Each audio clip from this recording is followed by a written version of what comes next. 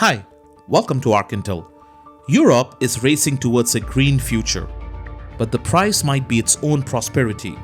The continent that once defined global climate leadership now faces an uncomfortable truth. The transition it championed could be the one that breaks it. Factories are going dark, energy bills are draining households, and renewable projects worth billions are frozen in bureaucratic limbo. What was meant to secure Europe's future now threatens to hollow out its present. Because behind every wind farm and solar panel lies a question no one wants to ask. How long can Europe afford to save the planet before it can afford to save itself? This is a story of a continent caught between ambition and survival, and the moment its green dream turned into its greatest gamble.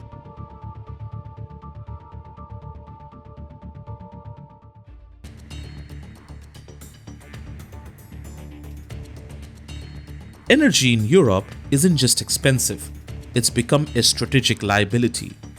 In early 2025, average wholesale electricity prices across Europe typically ranged from about 85 euros to 135 euros per megawatt hour, well above the pre-crisis norm near 50 euros before 2021.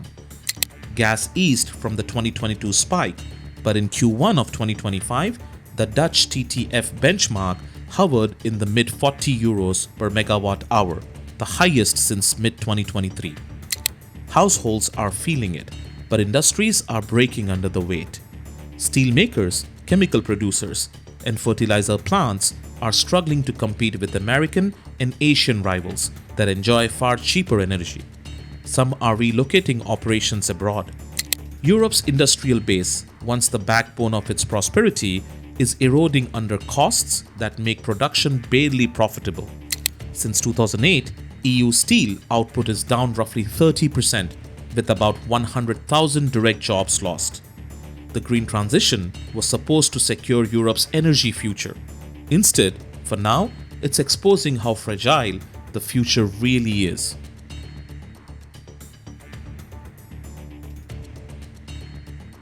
On paper, Europe looks impressive. Renewables generated about 47% of the EU's electricity in 2024, up from roughly 34% 5 years earlier. But beneath that success, cracks are forming. Wind and solar projects across the continent are stuck in queues and permitting delays.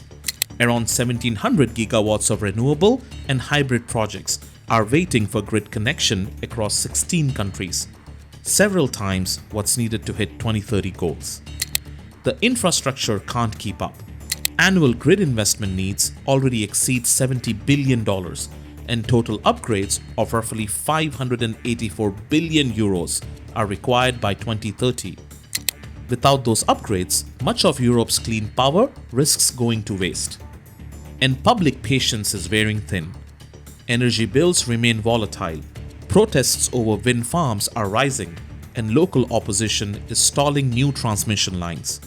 What was once seen as a unifying mission to decarbonize Europe is now dividing regions between those who can afford the transition and those who can't. And when the wind doesn't blow or rivers run low, countries fall back on imported gas, undoing progress on energy security. The transition is happening, but it's uneven, unstable, and increasingly expensive.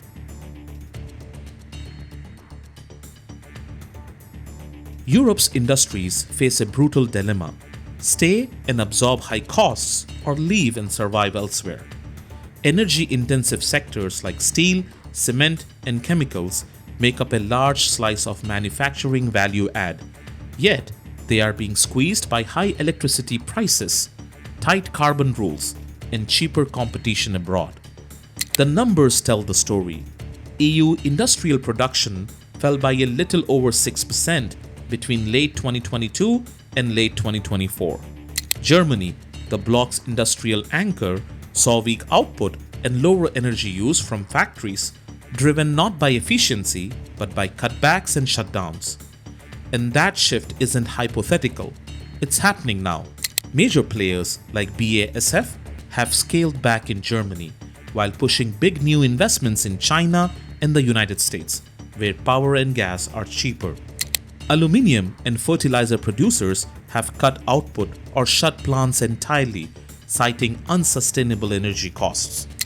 Each relocation drains Europe of high-value manufacturing, erodes supply chain security, and undermines the autonomy the transition was meant to protect. This isn't just about economics, it's about sovereignty. The same policies meant to strengthen Europe's independence risk driving factories, jobs, and capital to countries burning cheaper fuel.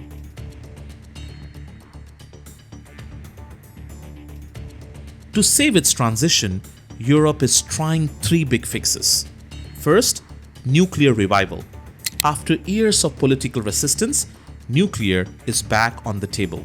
France remains Europe's atomic powerhouse, generating about 70% of its electricity from reactors.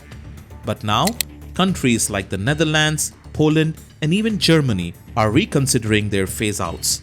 New reactors and small modular designs are being fast-tracked to stabilize the grid and provide low-carbon baseload power. Second, grid transformation. The EU estimates that to reach net zero by 2050, it must nearly double its transmission capacity. That means new high-voltage lines, smarter grids, and cross-border interconnections to balance wind and solar surges across the continent. Third, subsidies and strategic support. Brussels' Clean Industrial Deal aims to mobilize around 150 billion euros annually for clean energy, manufacturing, and innovation. The goal is to ensure Europe's industries don't collapse under the weight of green policy, but become global leaders in it. The plan is bold, but execution is everything. And time is running out. Because as Europe races to rebuild its energy backbone, the rest of the world isn't standing still. It's accelerating. What began as an environmental challenge is fast becoming a global contest for economic power.